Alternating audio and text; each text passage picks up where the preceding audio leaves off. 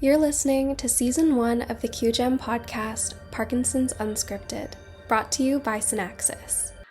So welcome to another episode of the QGEM podcast. My name is Stephanie, and of course we have my co-host Claire today. And we also have a guest, if you want to go ahead and introduce yourself. I'm Larisa Svirsky, and I'm currently a postdoctoral fellow in the Center for Ethics at University of Toronto. All right, perfect. It's super nice to meet you. And thank you for meeting with us again. And I think we can just kind of move into the questions and see what happens. But our first question is, how do you think we can ensure that ethical considerations are prioritized alongside scientific and commercial interests in drug development? So I think in general, ethical interests and considerations and scientific ones are interwoven. Commercial ones sometimes not as much.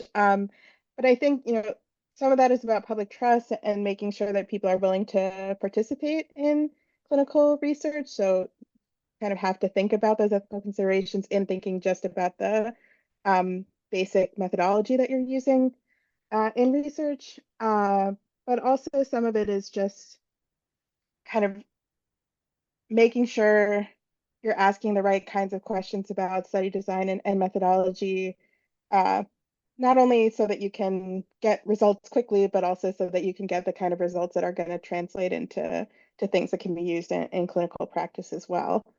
Um, so I mean, balancing a bunch of different considerations can be very difficult to do, and thinking about it at that level of abstraction, sometimes it seems like, oh, there's the ethics stuff that's over here. But I think in general, in terms of thinking about what kinds of questions should we be asking in our studies, that kind of stuff, you just kind of have to remember that it's there, but it's already there. The commercial stuff gets more complicated, so I spent some time doing a little bit of work on e-cigarette regulation, and that led me to looking into stuff about the tobacco industry. There's a famous tobacco industry memo that's a doubt is our product. So, if you're trying to do something that is making a profit off of people's ignorance, obviously that's not great ethically speaking. But also, you just have uh, commercial considerations are part of research because you need resources to do that research. But you have to remember that they're not the only ones you have to pay attention to. I don't know. Yeah, and I think I honestly agree. I think one of the issues that we've come across this year is because like IGEM as a conference places a lot of emphasis on like the human practices aspect. So we do need to be very mindful of the ethics and the ramifications on future like consumers and patients and stuff. But also because we're aiming for the entrepreneurship award, it's very difficult to go to investors and talked about like the ethical aspects when honestly they really only care about commercializing the project. So it's definitely interesting and a very difficult balance. Um, Yeah, and I would say that ethics has really been a backbone of our project. From the beginning, we started out with like an ethics handbook, which has been so insightful, and we actually have a couple iGEM teams worldwide working on it right now. And it's just great. It has a lot of ethical considerations for our scientific kind of discovery. It relays a bunch of projects, which is so interesting. And especially with Parkinson's disease, that is a very vulnerable population. So we've been conducting patient interviews, and we actually, before we even started thinking about who we're going to interview right away, we thought ethically, like, what do we have to do for this? Like, do we have to get informed consent? What kind of things do we have to do? So we met with Queen's experts who guided us through that and all the things about REB and exemptions and everything. Yeah, I mean, even the commercial stuff isn't always at odds either with these kinds of things, because ultimately, if you're going to sell a product, it has to be the sort of thing that you factored in what populations are going to be impacted by the product sale. So there have been lots of instances where people start developing a drug and then realize that their initial study population was not diverse enough. And then when they actually included a much more diverse population, they found side effects they didn't find before, and maybe they don't even know why those are happening. But that's been a reason for to stop drug development in a number of cases as well. So ultimately you have to balance all these different things, and sometimes they pull in different directions, but sometimes fortunately they actually pull in the same direction. Mhm. So amazing. And we'll move into our next question. So, what balance should be struck between paternalistic care and respecting the autonomy of Parkinson patients and really patients in general? Yeah, so one thing I noticed, so I had the opportunity to sit in on meetings of an ethics consultation service when I was a postdoctoral fellow elsewhere, actually at Ohio State. And one of the things that I noticed always structured those discussions first was this question about, does this patient have the capacity to be making their own medical decisions? And then if the answer was no, which oftentimes, the physicians in the ethics committee would be kind of quick to think that as long as the patient was doing something unhealthy, which lots of us do unhealthy things, but still have the capacity to make our medical decisions. But also, if the answer to that question was no, then they thought, oh, okay, we've figured out the ethics stuff. Now we just have to figure out, what's most effective, or what is this person's caregiver thinks should be done, or whatever. And I mean, my reaction was always, you know that you're about to treat somebody either in a way that they maybe don't know they're going to be treated, they haven't asked to be treated, or maybe they even explicitly don't want to be treated, and you think that you've resolved the ethical considerations because it's not their decision to make.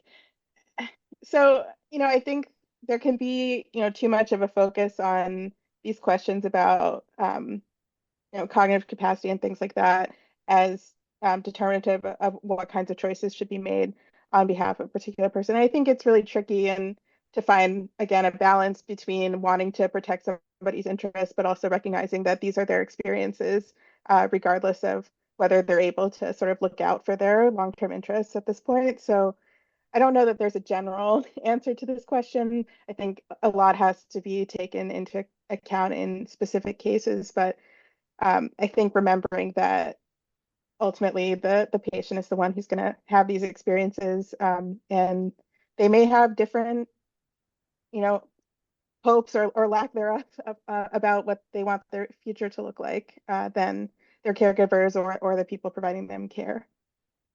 Yeah, I think that's an amazing answer. I think it's definitely like with treating patients, it's very, I guess, sort of difficult. Not like, I think I'm having trouble wording this, but it's like when interacting with patients and sort of introducing a new therapeutic to them, I think there's so much like difficulty in explaining like the scientific aspect, and then it's sort of more difficult for them to have that informed consent. That's so important when doing like clinical trials and stuff. Um, Yeah, and like even on this note, like in terms of scientific communication, I've met with a couple experts who are using different methods of scientific communication to patients. So one in particular, Nyla, she works at McGill and she uses dance to translate her research findings and translate it to the public, but also patients. So it's a greater understanding of what's happening on the scientific side, which I think is so phenomenal because sometimes it's so easy as scientists to get caught up in all the scientific jargon because it's all we know, but it is very important to realize that patients are not of the same educational scientific background and that they need to be explained things a little bit differently and still advocating for all of the things that are important in the scientific discussion, but in a way that they can truly understand. And it's not just like, oh, I understand, but it's they actually do understand what's happening, especially for therapeutics.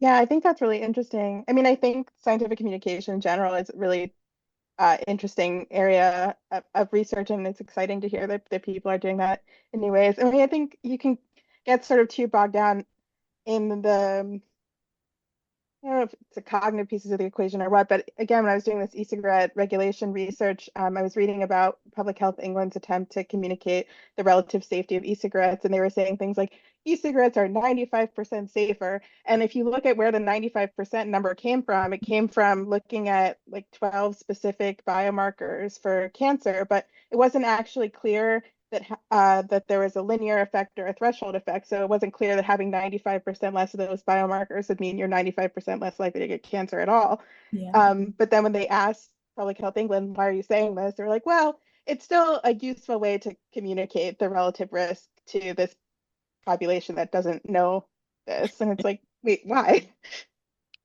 Yeah, definitely like almost a twist on words or just playing it in a certain way to benefit themselves. Mhm. I guess our next question is sort of in a like a similar vein, but what do you think, or how can society better support individuals with Parkinson's disease in maintaining their sense of autonomy and responsibility? So in general, the way that I understand responsibility is a relational thing. So responsibility is always responsibility to somebody for something. So it's not all about us as individuals, it's about our relationships and what we can basically expect of each other. And I think um, in general, we should think about where people want to use their emotional energy, where people want to have people expect things of them. And I think there's a tendency to think that once somebody can no longer navigate all the bureaucracy of the medical system, for example, that they're not in a position to make decisions for themselves. But it's like, actually, that takes a lot of energy, and it's not clear that that energy um, is something that they couldn't better use elsewhere in making decisions that are more related to their identity than, all the decisions that you have to make in order to schedule an appointment these days. So, I think that trying to find ways to support people through the um, choices that they have to make that are less connected to who they are and what they want going forward.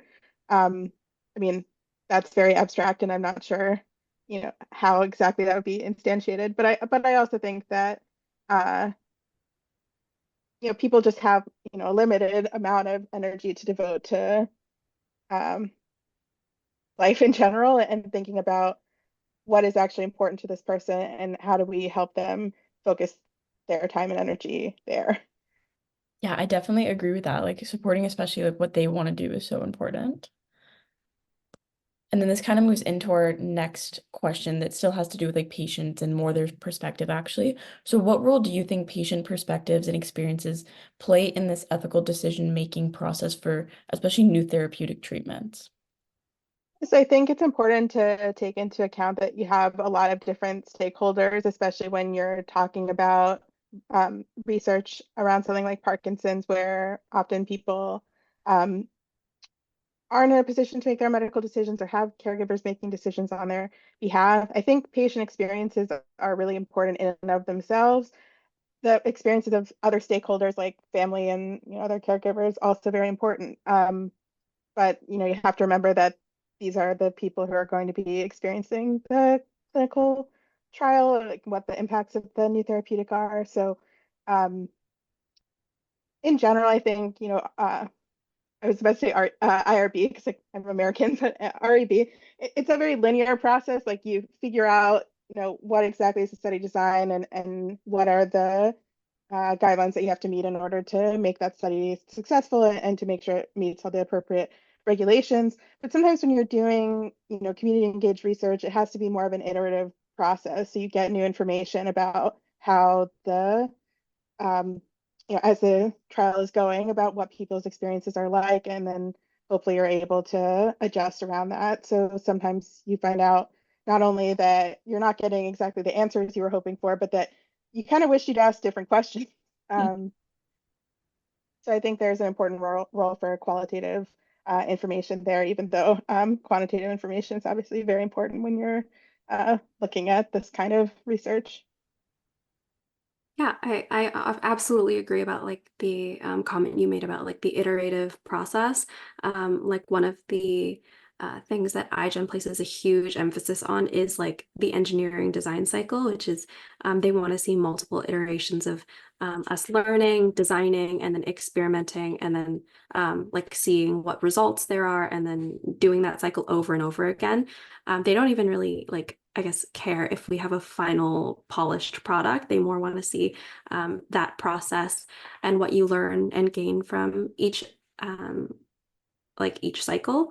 And that's sort of something that we're doing in our patient consultations as well. Like we have a lot of experts that we're meeting with in all aspects, like I guess ethics, obviously, and then engineering. And then we do want to maintain like a very patient focused like perspective. So we do consistently meet with patients, and we do have a handful that we've met with like several times just to get their opinion on where our project is, and as a patient, what kinds of things would they like to see in a therapeutic? What are they comfortable with? And that kind of thing. And it's really interesting to see that it's like super important and like a conserved thing, if that makes sense. Yeah, absolutely. And then even I've actually been the one meeting with a lot of patients for our specific consultations, which means that we've been asking them really kind of life questions, like how their diagnosis was, what kind of treatments they're going through, even emotionally, like how this disease has affected them.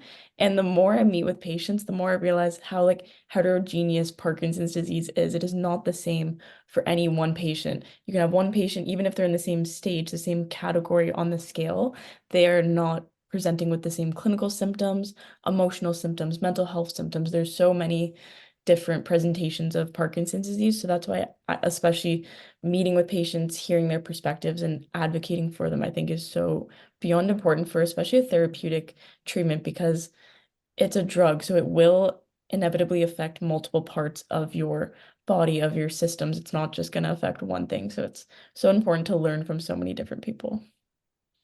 Yeah, absolutely. I think this is sort of in a different area, but this year we've been, I think Claire mentioned, we've been working on an ethics handbook. It's like a collaboration with a lot of different iGEM teams, and it's sort of just a way for us to provide an educational resource to future teams. So in that sort of vein, what role do you think education plays in promoting ethical practice in healthcare and research? I think there's a tendency for sort of introductory courses in applied ethics to make it sound like it's like math or something, where you have a theory at this certain level of abstraction, and then you see the different theories and how they apply to different cases.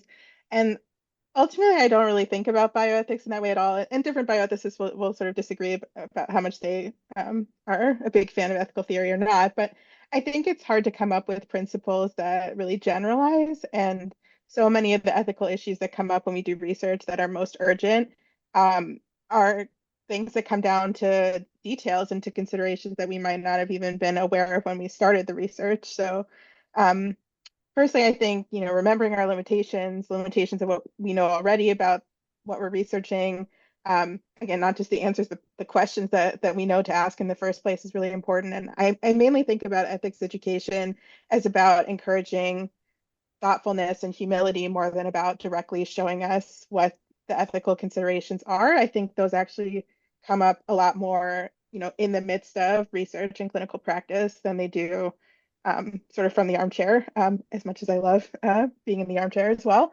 And within, clinical practice, as opposed to research, I think actually a lot of times things go wrong because clinicians are really pressed for time, and I can imagine it can sort of unintentionally seem easier to take care of a warm body than a person when you're in a hurry.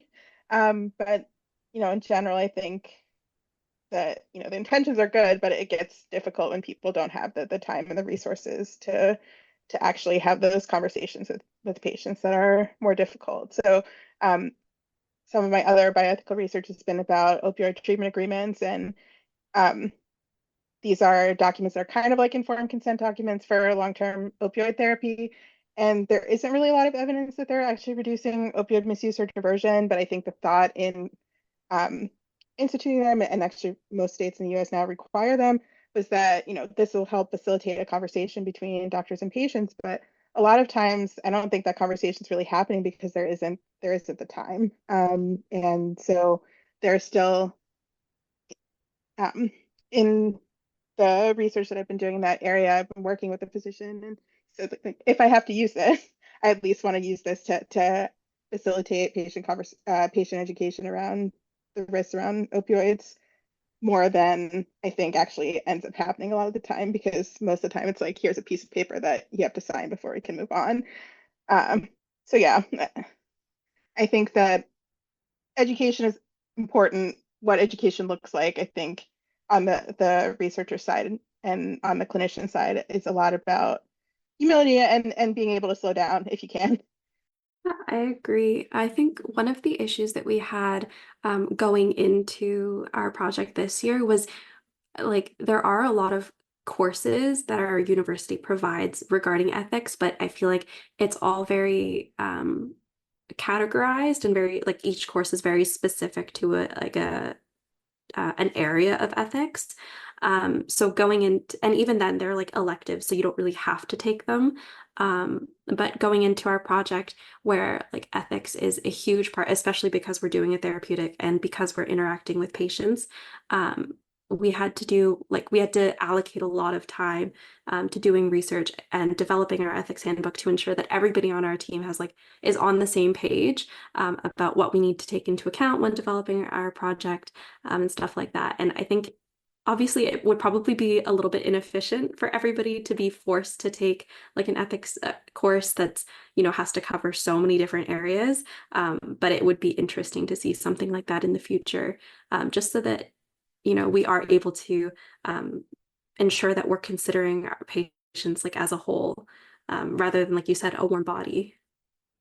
Yeah, I think it's complicated to figure out what exactly an ethics course would be like that would factor in all the various different types of considerations that could come up in different kinds of projects. So I think actually it sounds great that you're developing this handbook as you're going along in doing this particular project. But I think oftentimes, well, it's funny because I think about ethics as something that is very intuitive and that, a lot of us carry with us actually the um,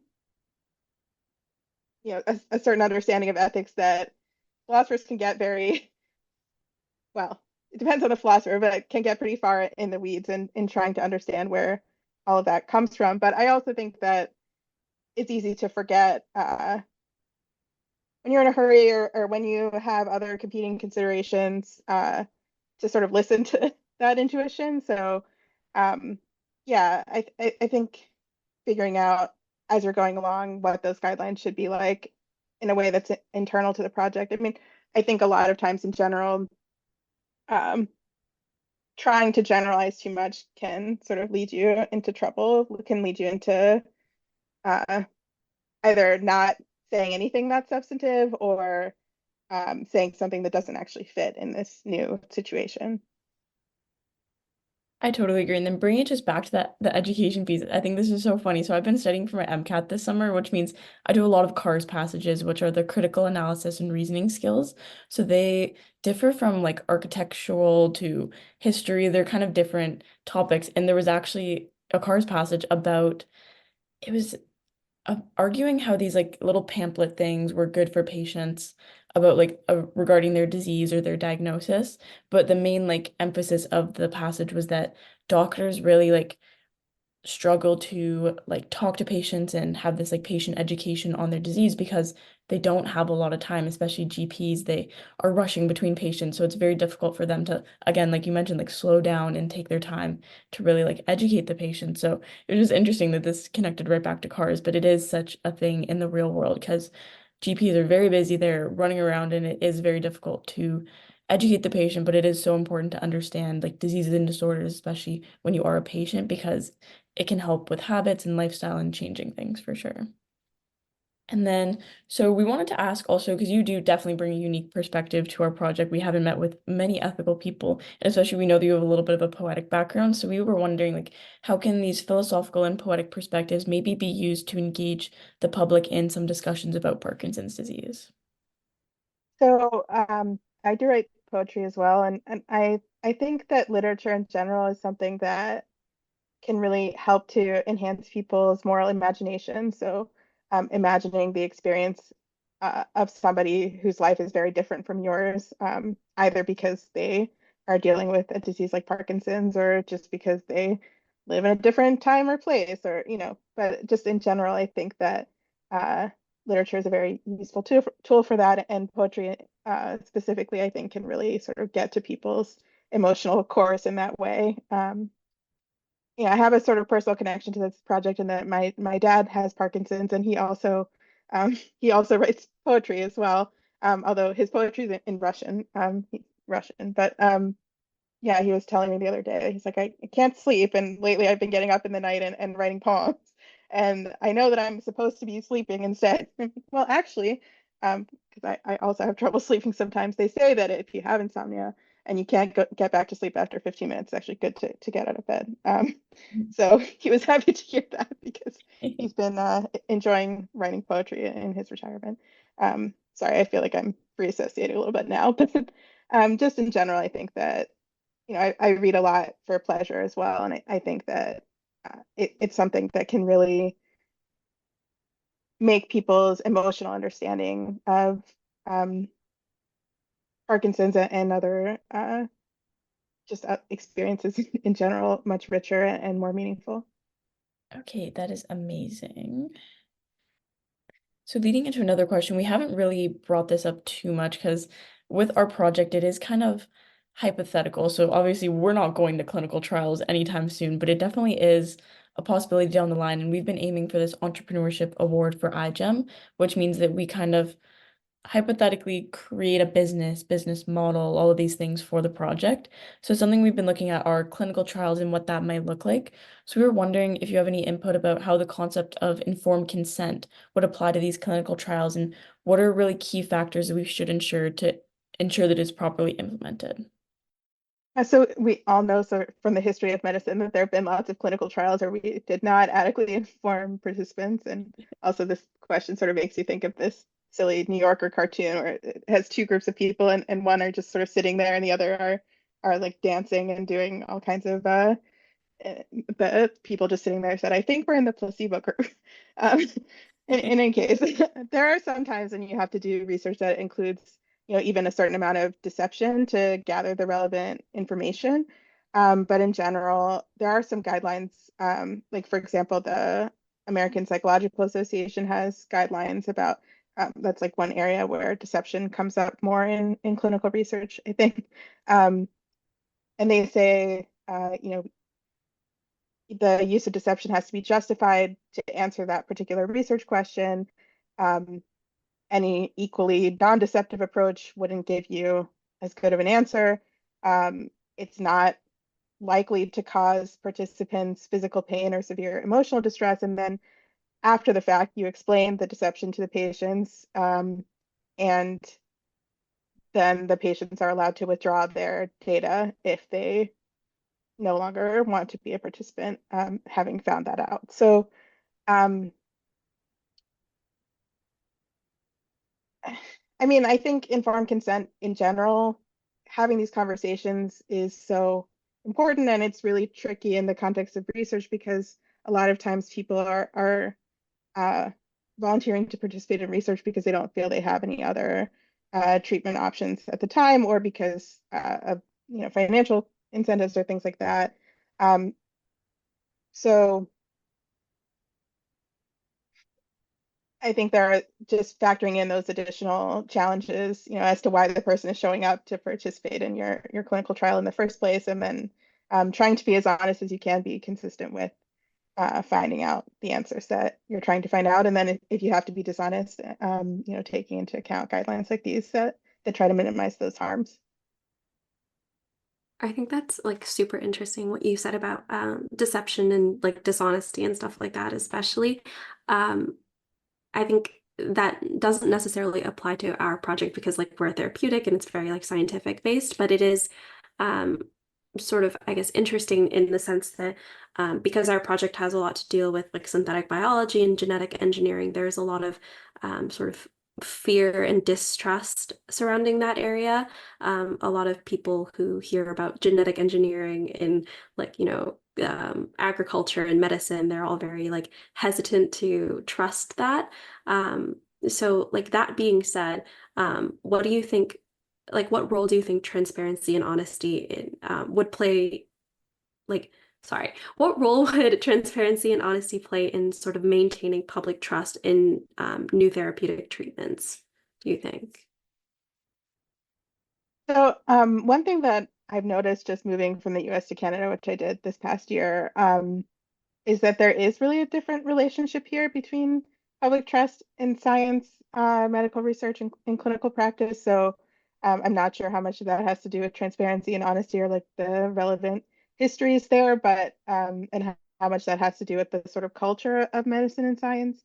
But it's shown me that there is definitely based to improve public trust around these things. And it seems to me to be a little bit stronger here in Canada. But I think in general, of course, there's an importance to explaining yourselves and having transparency with research subjects as much as you can. I mean, figuring out ways to communicate that are highlighting the things that would actually be important to somebody who's experiencing the therapeutic, like what it would actually be like. That can be difficult, but trying to focus on those things and trying to prioritize those things in your communication. Also, just I think sometimes there's a real focus on, what is the sort of gold standard for evidence, um, and that's not always the right kind of methodology for a particular kind of research, depending on which kind of population that you're looking at. So, for example, there was a lot of ethical pushback on the idea that there should be randomized controlled trials for Ebola treatments in West Africa because there was a crisis there. Why would people trust people coming in the first place to administer treatment who weren't there before, and then you're going to randomize some of them to get a placebo? I mean, some of these study designs exist for specific purposes, and you could get more information in one sense, but you might end up just leading to the population not trusting you or not wanting to participate in research or just not getting the help that they actually are in need of and signed up for. So thinking about, I mentioned earlier, I think qualitative research can be really helpful for figuring out uh, new questions, especially when you're investigating an area where you don't have a huge evidence base to start out with. I think it can sort of supplement when you have information about neighboring questions, um, to find out what's going on qualitatively with the populations that you're looking at.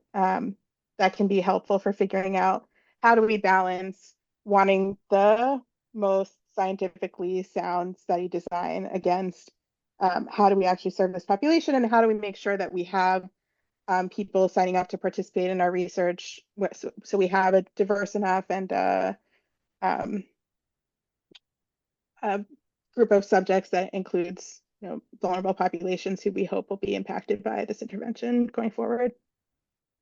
Yeah, that's actually something that we did have to sort of take into account when developing like our mock business plan and stuff like that. It was accessibility, because new therapeutics tend to be so expensive, both in like development, and then it's very difficult to roll them out like globally for access. But I think I've been thinking a lot recently. This doesn't necessarily apply to our project, but because it's not like a public health crisis sort of thing. But I think I've been thinking a lot about like accelerated approval pathways and how it's hard to decide like who gets this, and like, which groups or which populations wouldn't be able to access it. Um, but I guess sort of similar to that, like how do you think bioethics can contribute to addressing like health disparities, in like populations with differing accessibilities to therapeutics, and how do you think it'll promote equity in healthcare access to newly developed therapeutics? So I think kind of the first step is just being aware that those health disparities exist in the first place, and trying to factor them in when you're thinking about study design, and also thinking about, okay, when we have this population of patients coming in for the study, do we have a representative population? So one of the things that I've been thinking about recently, there's a test called AVERT-D, which was recently approved by the FDA in the US, looking at opioid naive patients, their likelihood of developing opioid use disorder when exposed, like when they're being given opioids for an acute situation, like after surgery or something like that. And as with pretty much all genetic tests, there it's much more predictive for patients with European ancestry because the initial clinical research just did not have a very diverse population to start out with. So there are lots of other ethical concerns about this particular test, and it's FDA approval, and it's not really, I mean, that's a whole other can of worms, but we know already that when we're doing clinical research that involves genetics, that we're just more likely to have like an overly white population. And so trying really hard to make sure that that's not the case.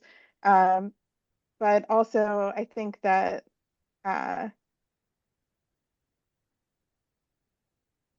once you have the clinical research done, also just recognizing and trying to address those barriers to care, as you mentioned, cost, and as well as stigma in different populations about, I mean, thinking about addiction, that's something that comes up a lot, like who is showing up to treatment because of the stigma around having the diagnosis in the first place.